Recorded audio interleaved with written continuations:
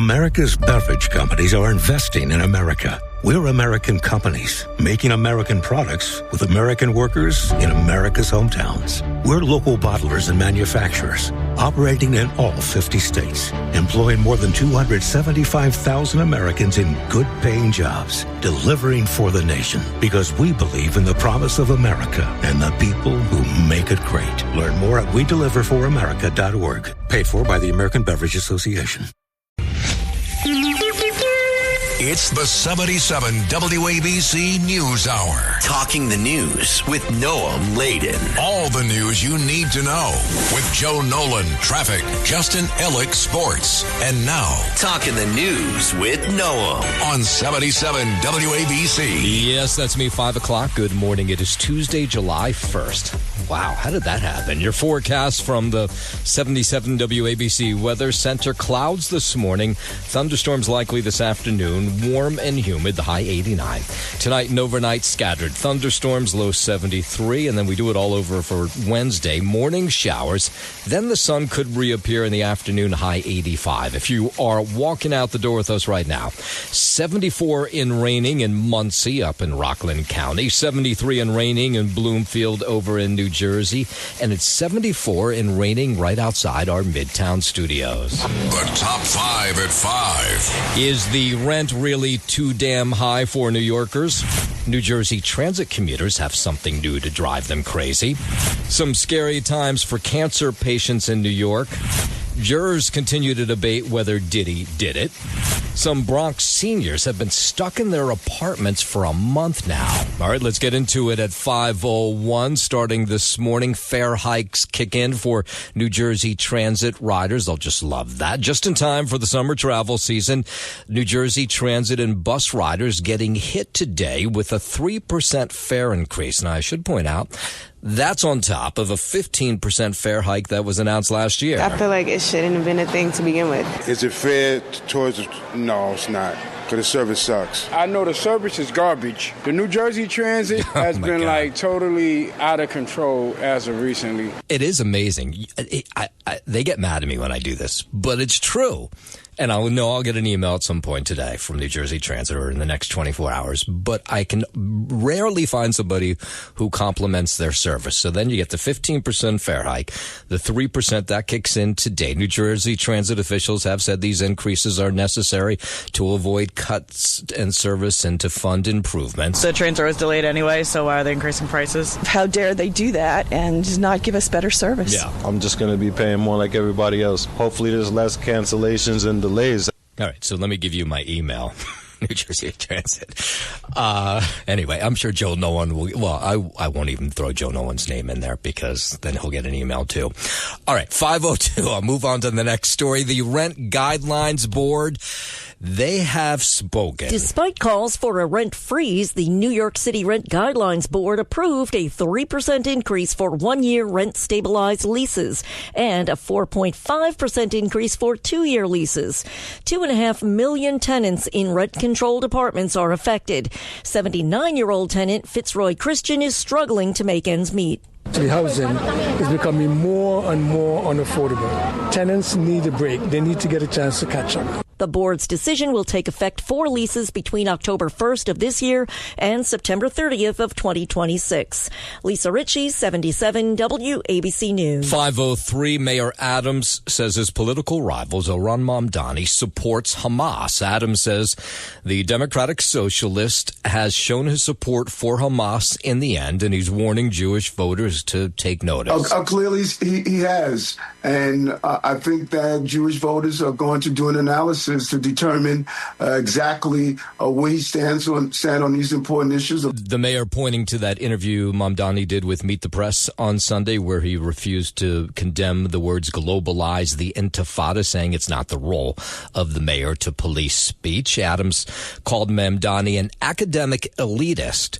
He's now, of course, the favorite to win the general election in November after Andrew Cuomo conceded the primary last Tuesday. Many of our young people, they are, romanticizing these isms. They romanticize them, socialism, etc. Meanwhile, Mamdani continues to make headlines, interviews everywhere.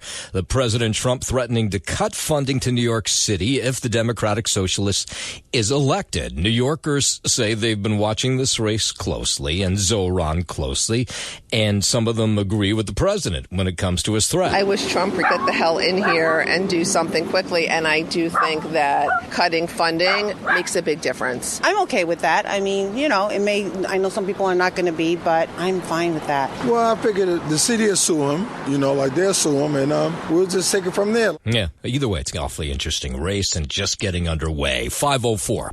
Lithium-ion batteries and a car blocking a fire hydrant. All the challenges the FDNY had to deal with when they were battling a blaze in a Bronx apartment building. The flames broke out around 4 a.m. along Fratelli Avenue in the Soundview section.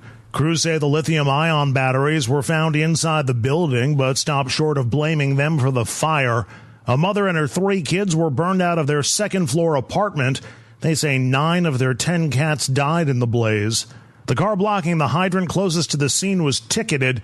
There's been a spate of similar reports at other fire scenes in the city, including several in the Bronx. Andrew Whitman, NBC News Radio, New York. Yeah, you wonder when people are going to realize you can't park those lithium-ion battery bikes inside, especially ones with the faulty batteries that are bought on the secondary market. The NYPD says that gay pride post-March shooting in Manhattan Sunday night was not a hate crime. It turns out the 16-year-old girl who was shot in the head in Sheridan Squares, just blocks from the Stonewall Inn, was the gunman herself. Our investigation is currently showing that there is no connection to the Pride celebration to this incident except for its geography. This was not a hate crime. Okay, so it happened when a fight broke out between 2 groups of teenagers who police believe knew each other. They say the 16-year-old aimed a gun at a male's head, missed him, hitting a 17-year-old girl who had nothing to do with what was going on. She was in town from New Jersey for the Pride celebration.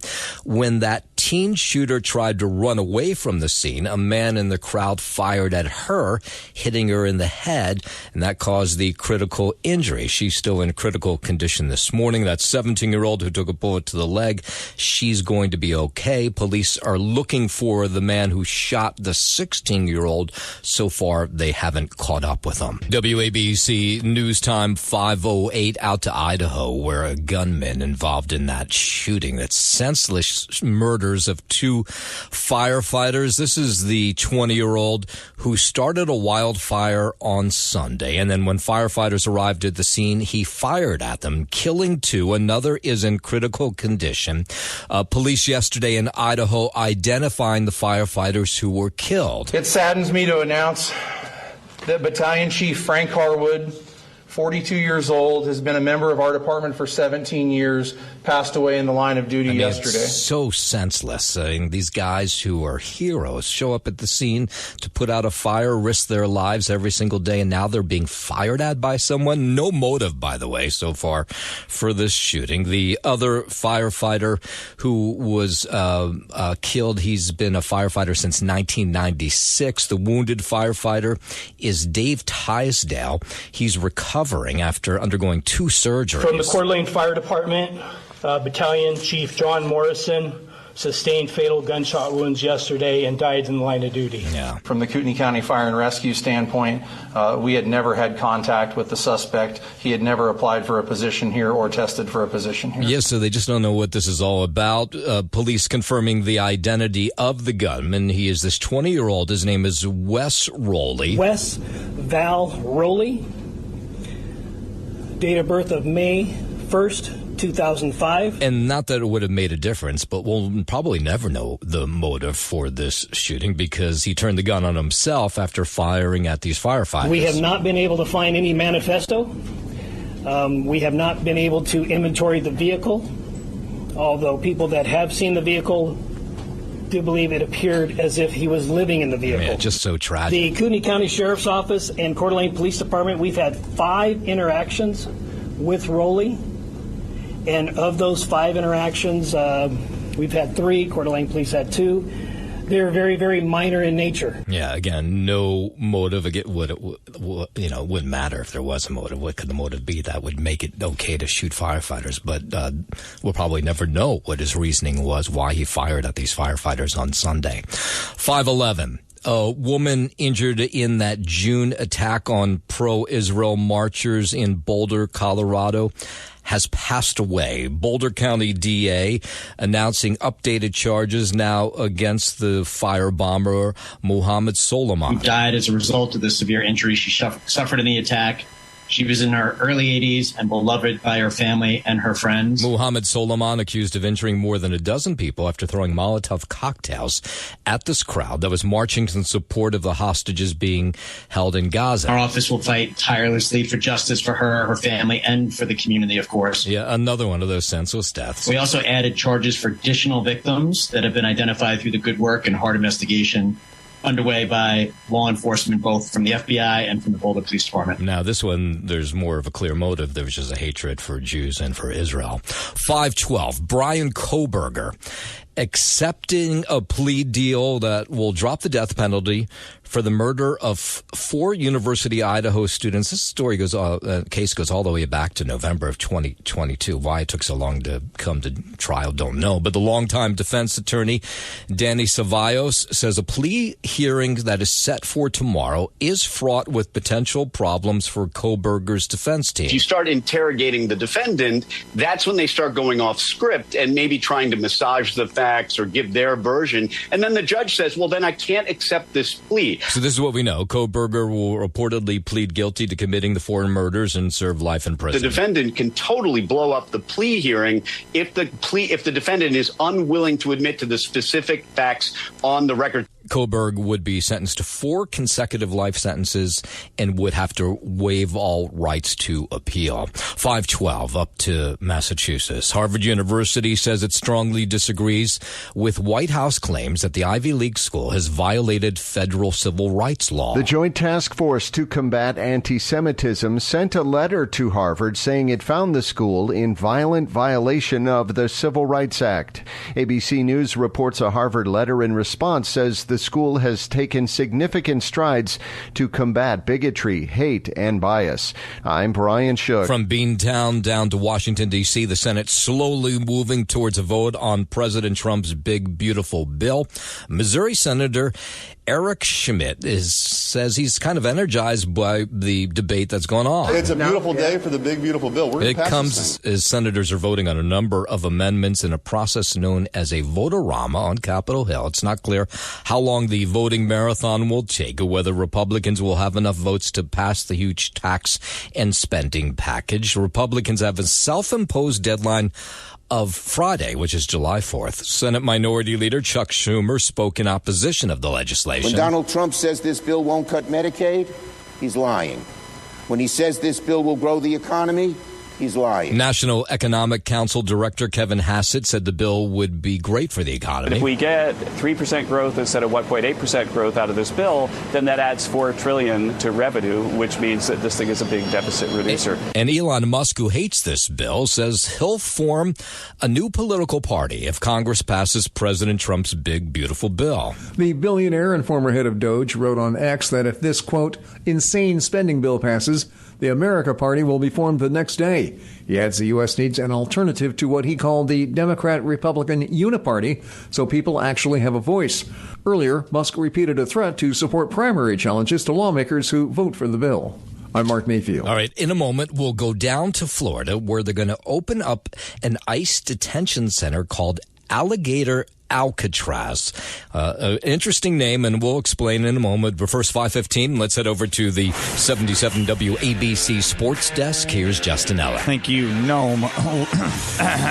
Oh, yeah. Thank you, Noam Lid. Usually you do that before you turn on the mic, you clear the throat. Well, I didn't think it would happen that time, and, well, I was wrong. Would you have yogurt or something this morning for breakfast? No, I haven't had anything yet. Oh, okay. Starting on the diamond in Toronto, Noam Laden. The Yankees lost 5-4 in the opener of a 4-game series against the Blue Jays after Vlad Guerrero Jr. broke a tie with a 2-run single in the 6th inning. Jazz Chisholm Jr. hit a 2-run homer, and Cody Bellinger added a solo shot for the Yankees, who squandered a 3-1 lead. Chisholm is batting .318 with 7 homers and 20 RBI in 24 games since returning June 3rd from a strained right oblique. Yankees outfielder Trent Grisham was removed in the 7th inning because of a tight left hamstring. He was replaced by Jason Dominguez. We'll keep you updated on Grisham's well-being. The Yankees also put right-hander Fernando Cruz on the 15-day IL yesterday because of a strained left oblique and selected righty Jeff Hartlieb from AAA to fill the spot. Also of note, Aaron Judge drew his 20th intentional walk in the 8th inning yesterday, leaving him 3 shy of the Yankees record set by Mickey Mantle in 1957. Up next for the Yanks, still a game and a half up on Tampa Bay in the AL East. Game 2 of this 4-game set with the Blue Jays this afternoon. The ace Max Fried will get the start for a 3:07 p.m. first pitch from Toronto. As for the Mets, after an off day yesterday, they will open up a 3-game series back in Queens tonight against the Milwaukee Brewers. First pitch is scheduled for 7:10 p.m. with the Mets going with Clay Holmes to start there. That is your Sports Gnome, and I'm Justin Ellick on 77 WABC. Thank you very much, Justin. 517, traffic, transit on the 7s. Here's Joel Nolan. Noam, I didn't ask before. I was busy. How you feeling? Mostly better. Good. Sitting for this whole, nobody wants to hear this, but yeah, with hours where I'm sitting, I'm having these neck issues, and I'm sure it's from the whiplash that I had. Yeah, probably. But thank you for asking, and for the most part, all better. Good. Except good. that. That is good. I feel like I wouldn't be your friend if I didn't ask you. Yeah, that's very kind of you. WABC News Time 5:18. President Trump going to be on hand in Florida today for the opening of a new migrant detention center in the Everglades that's been nicknamed Alligator Alcatraz. Governor DeSantis says the facility got that name because it's located on an airstrip that's surrounded by swampland that's full of pythons and alligators. Okay, the detention center will house up to 5,000 detainees. I think people think that somehow we just decided to build an airport out of whole cloth. No, that was there, right? It's a bunch of concrete. They're utilizing that. Like everything, there's pushback against this. Friends of the Everglades and other environmental groups suing the Department of Homeland Security and ICE. They say the site threatens the Everglades ecosystem that state taxpayers have spent billions to protect over the years. We would not have agreed to do it at that site if I thought that somehow it was going to negatively impact all the great work we've done on improving and restoring the Everglades. But attorneys for some of these environmental groups say that's just not true. It's the wrong place to put a detention center. This is a site that endangered panthers cross, that is connected to critical habitat for the bonneted bat, which is endangered. Either way, it's going to open today. The president going to be on hand for that. 520. A man who worked as a translator for U.S. troops in Afghanistan being detained by federal agents in San Diego during his immigration case. The man's name is Saeed Nasser. He was arrested by ICE agents last month following a mandatory immigration hearing at the federal courthouse in downtown San Diego. His attorney says Saeed has a good chance of proving he belongs in the U.S., but they say he's pretty despondent. The lawyer says his client is currently being held at the Otay Mesa detention center as he awaits to go before a judge. 520, state of Texas going to order all public colleges and universities to identify which of their students are illegal immigrants. It's part of a new push to deny in-state tuition rates for the so-called dreamers who were brought across the border when they were children. They were giving benefits to people who were in the country illegally over citizens and legal residents of the United States. That's Ira Melman, who heads the Federation for American Immigration Reform, which supports the move. Earlier this month, the Trump Justice Department sued Texas over its policy of letting illegal immigrant students qualify for lower tuition rates. Hopefully this will set a precedent. Ira Melman says that it's just not fair to cash-strap college students who were born here. It was imposing burdens on taxpayers.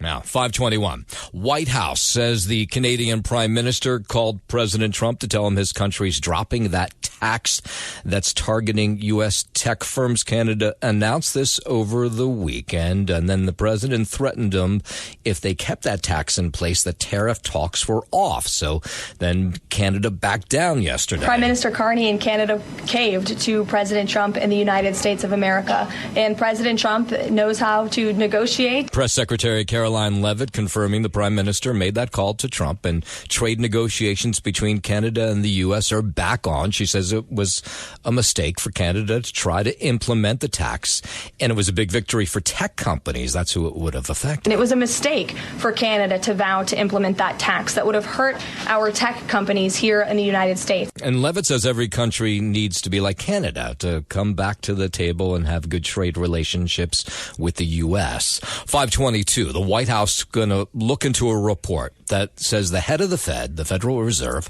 lied to Congress. Press Secretary Caroline Leavitt was asked about a New York Post report that the Fed chair, Jerome Powell, told Congress a $2.5 billion makeover of the central bank's Washington headquarters does not include lavish upgrades. I'll have to take a look at those allegations, and I will raise them to the president's attention and let him speak on them himself. So in this New York Post report, they say the plans include specific items that Powell denied while being questioned, such as special elevators. Jerome Powell cut rates numerous times ahead of the election when Joe Biden was in this Oval Office, but now he refuses to, and the economy is in a much better place. So there really isn't a good explanation for that, and the president is rightfully calling attention to it. President Trump has been very critical of Powell over his refusal to lower interest rates. He said if he could, he would replace him, but he doesn't have the power to do that. 523. New York State is raising its unemployment insurance benefits for the first time in years. It's all part of Governor Kathy Hochul's final budget agreement with the state legislature in a move to pay off more than $6 billion worth of unemployment insurance debt. These are really tough times for our people. And when we can do something like this, it sends a message that we care so deeply. Weekly unemployment benefits had been capped at $504 since 2019, and now they'll increase weekly to a maximum of $869. I'm Lisa Ritchie, 77 WABC News. Lululemon, the clothing line, they're suing Costco over its alleged sale of knockoff leggings, hoodies, and jackets. The Canadian athleisure giant accuses Costco of violating its patents by selling items infringing on the designs of Lululemon's ABC pants, the Define jackets, and the Scuba zip-up hoodies. The suit claims Costco is tricking customers into thinking they're buying authentic Lululemon items under a different brand. Lululemon is asking the wholesaler to stop selling the items and seeks monetary damages. I'm Tammy Trujillo. 524, a storm system off the southeast of the U.S. may cause 4th of July travel headaches for millions of Americans who are trying to go away. Correspondent Maggie Vespa has more. A potentially record-setting July 4th travel stretch is already underway, with AAA estimating roughly 72 million Americans will drive or fly for the holiday, and already that surge seems to be on a collision course with severe weather nationwide. Yeah, the National Hurricane Center says the system is expected to lose strength off the southeast coast later this week. An area of low pressure may develop from that system over this upcoming weekend, and that could affect travel in southeastern part of the country where some people are headed this long holiday weekend. We saw tornadoes across the Great Plains. We saw pounding rain, lightning, hail in the south, and that created a mess when it comes to travel. Roughly 10,000 delays nationwide on Sunday, and some of the nation's busiest airports were chaos. Yeah, we'll continue to watch that, of course, as the holiday gets closer. Of course, thousands, not tens of thousands of Americans have already jetted off for the long holiday weekend. With Independence Day approaching, a new poll shows pride in America is sinking now. 58% of Americans say they're extremely or very proud to be American. That number was over 90% in the years after 9/11. The Gallup survey measured a 26-point drop-off among Democrats compared to a year ago. Pride among independents dipped 7 points to tie a historic low at 53%. For Republicans, American pride is up 7 points to 92%.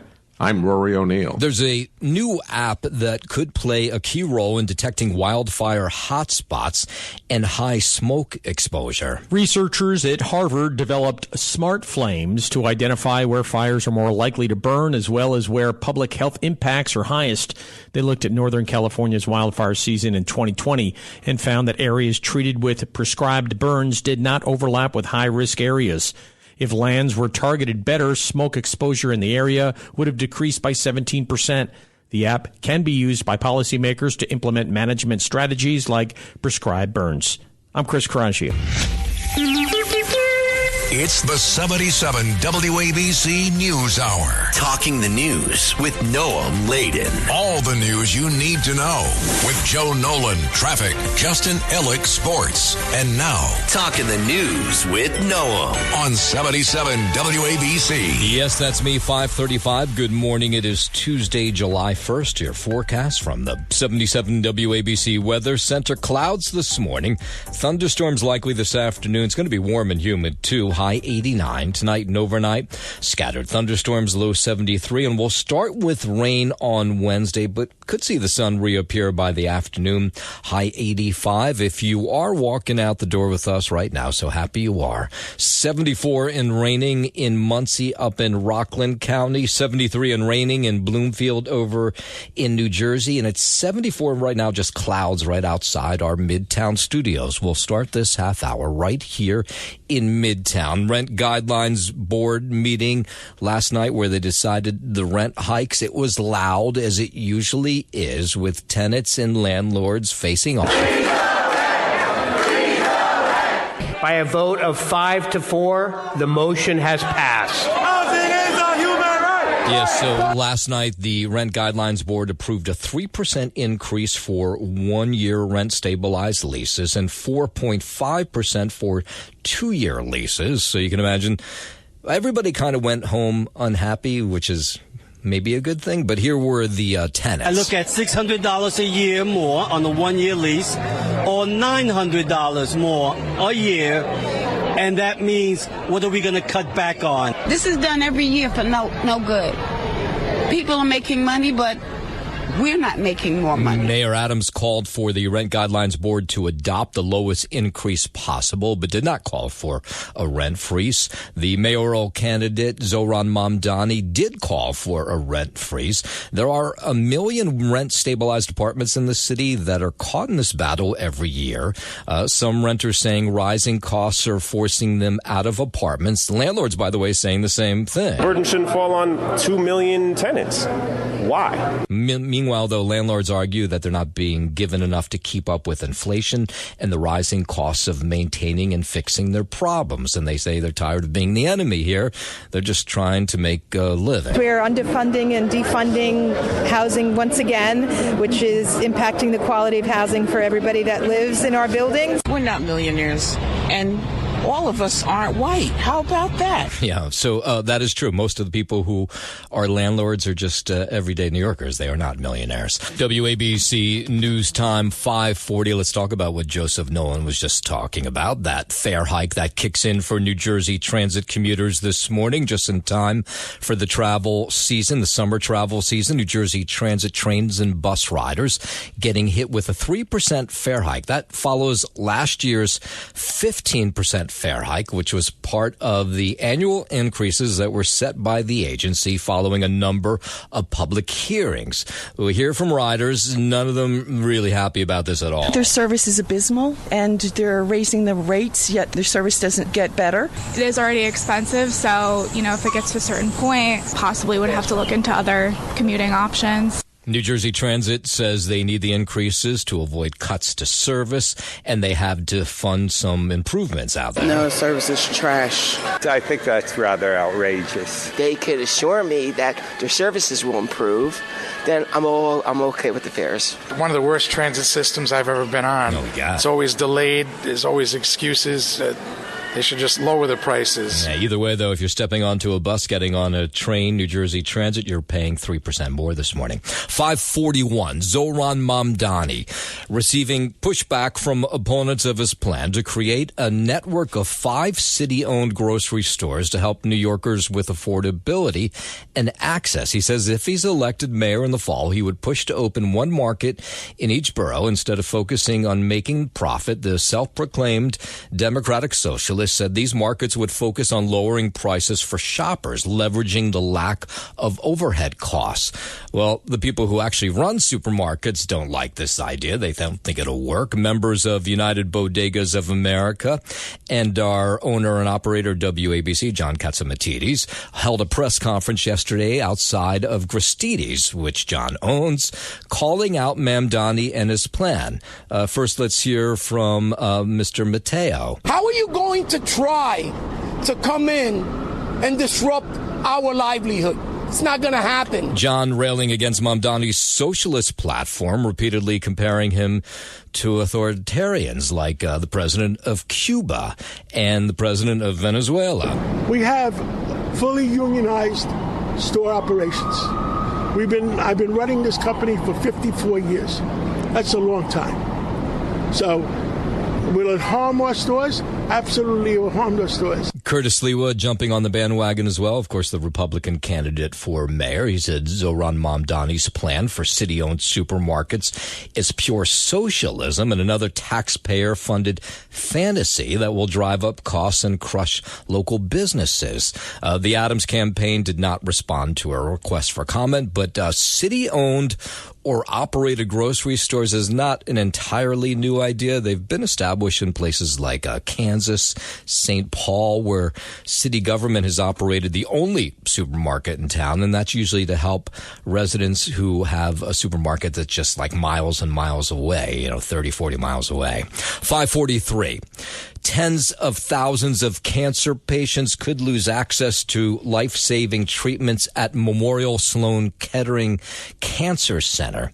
MSK, as we'll call it, is set to lose in-network coverage with United Healthcare. This was supposed to be at midnight last night as the two sides failed to reach a new contractual agreement as this July 1 deadline came. Now, the head of United Healthcare putting out a statement last night saying their top priority is to reach an agreement with MSK that's affordable for consumers and employees. They say they proposed a substantial rate increase that would continue to reimburse MSK at levels that are higher than other national cancer institutes. They say, unfortunately, MSK is demanding way too much. So as of at least 5:44 this morning, we have not heard of any agreement between the two sides. But as you might guess, people who've already started their treatments at Memorial Sloan Kettering are very nervous about this because obviously they need to know that they're going to get money back or that their care is going to be taken care of. As of this morning, that's all up in the air. 544. Let's go out to Long Island. 2 kayakers rescued last night north of the Sunken Meadow State Park. This is in Suffolk County. Authorities say the kayakers were found in the Long Island Sound. Apparently, their kayaks had flipped over and sank. Now, good for them. They had phones with them, so they were able to alert the authorities. This man watched on as those authorities made their rescues. Suffolk County police boat came in. I saw a Kings Park fire rescue boat come in, and I think there were probably 3 other boats. So there was a large showing of police support and fire support. The police did an amazing job here, by the way. The kayakers had to tread water for about an hour before they were rescued by the Smithtown Harbor Master and the Suffolk County Police Marine Bureau. Thankfully, the kayakers are A-OK this morning. 5:45. Let's head over to the 77 WABC Sports Desk, and here's Justin Allen. Thank you, Noam Layden. Started on the diamond in Toronto. The Yankees lost 5-4 in the opener of a 4-game series against the Blue Jays after Vlad Guerrero Jr. broke a tie with a 2-run single in the 6th inning.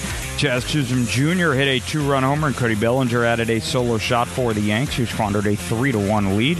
Chisholm is batting .318 with 7 homers and 20 RBI in 24 games since returning June 3rd from a strained right oblique. Yankees outfielder Trent Grisham was removed in the 7th inning because of a tight left hamstring. He was replaced by Jason Dominguez. He'll probably have further tests going on today. The Yankees also put right-hander Fernando Cruz on the 15-day IL yesterday because of a strained left oblique and selected righty Jeff Hartley from AAA to fill the spot. Also of note, Aaron Judge drew his 20th intentional walk in the 8th inning yesterday, leaving him 3 shy of the Yankees record set by Mickey Mantle in 1957. Up next for the Yanks, still a game and a half up on Tampa Bay in the AL East. Game 2 of this 4-game set with the Blue Jays this afternoon. The Ace Max Fried will get the start for a 3:07 p.m. first pitch from Toronto. As for the Mets, after an off day yesterday, they'll open a 3-game series back in Queens tonight against the Milwaukee Brewers. First pitch is scheduled for 7:10 p.m. The Mets going with Clay Holmes to start. That's your Sports Gnome, and I'm Justin Ellick on 77 WABC. WABC News Time 5:48. Nassau County Executive Bruce Blakeman announcing heightened safety precautions after that woman at Jones Beach was bitten by a shark last week. He says ahead of the July 4th holiday, weekend patrol boats will be out, and that's not all. We will have our helicopters out. We will have drones out. We will have our beach patrols out. The lifeguards will be out. We will do everything to keep you safe. The shark bite victim, a 20-year-old woman, suffered minor injuries when she was bit on her left foot and leg while swimming in waist-deep water. Marine life experts believe she was probably nibbled on by a young sand tiger shark, normally a species that's not aggressive, but may have mistaken her for prey. Governor Hochul announcing a new initiative to combat gun violence across the Empire State, allocating about $350 million in new funding for prevention programs and tougher enforcement of existing gun laws. The plan focuses on eliminating the flow of illegal arms into New York and strengthening current laws and expanding community-based intervention programs. People deserve to be safe and feel safe. Part of it starts with the money.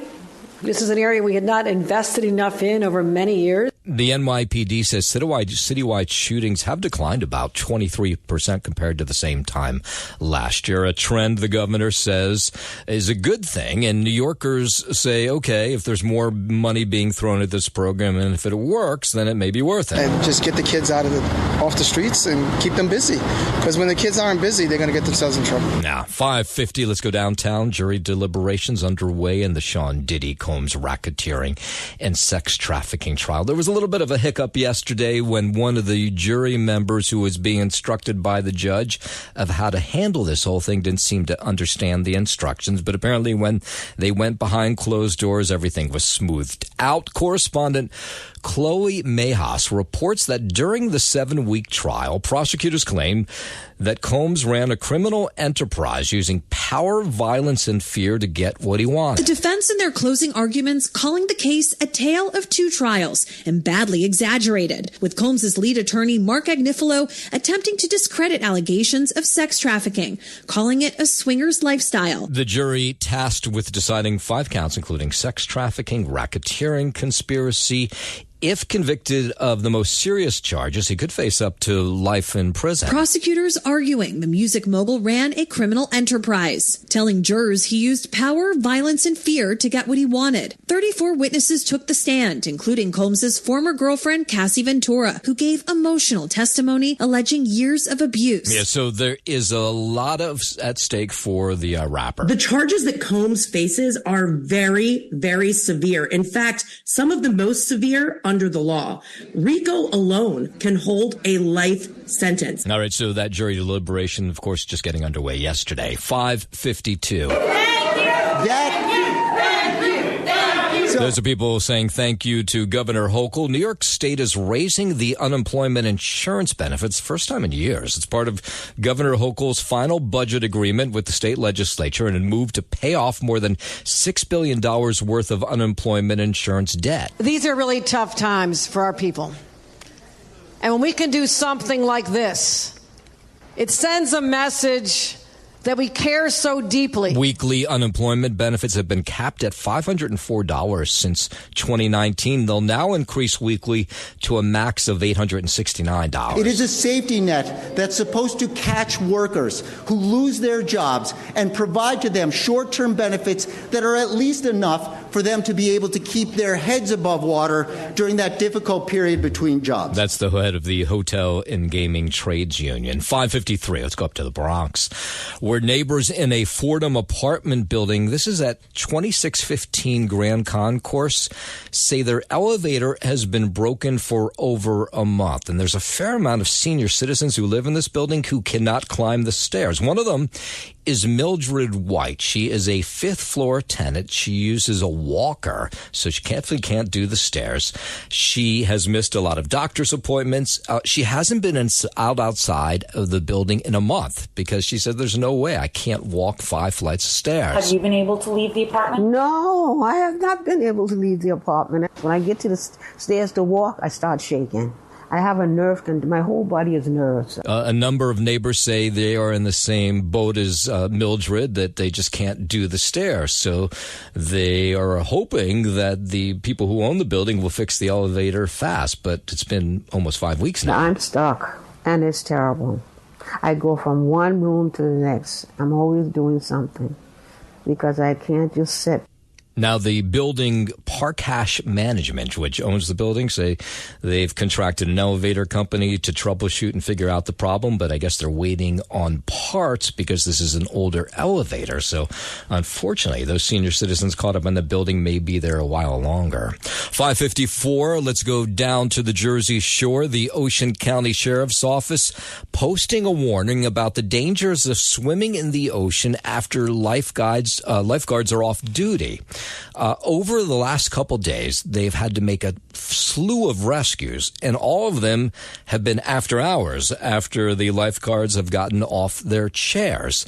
Now, thankfully, nobody has died. In fact, some surfers have come to the rescue to help out some of these people stuck in the water. We got the drone up in the air, and we were able to fly out to the victims who were grabbing onto surfers' surfboards, which is amazing. Surfers pretty much came over to these people, let them up on their boards, and held them until first responders came. Yeah, good job done by those surfers. The Ocean County Sheriff's Office posting a warning about the dangers of swimming in the ocean after those lifeguards leave. Here is a Bradley Beach lifeguard who says he watched as he got off the chair and then walked away and then saw people go into the ocean. He says that's just really dangerous. Right after we left, people went right in. We had 2 lifeguards that had to first backboard somebody that had fallen on the jetty, and then they had to go save 2 people who would have drowned if they didn't respond, I'd say 20 to 30 seconds after. Yeah, so several water rescues were made over the weekend in a slew of Jersey Shore towns. Now, the good news is it seems like everybody is okay.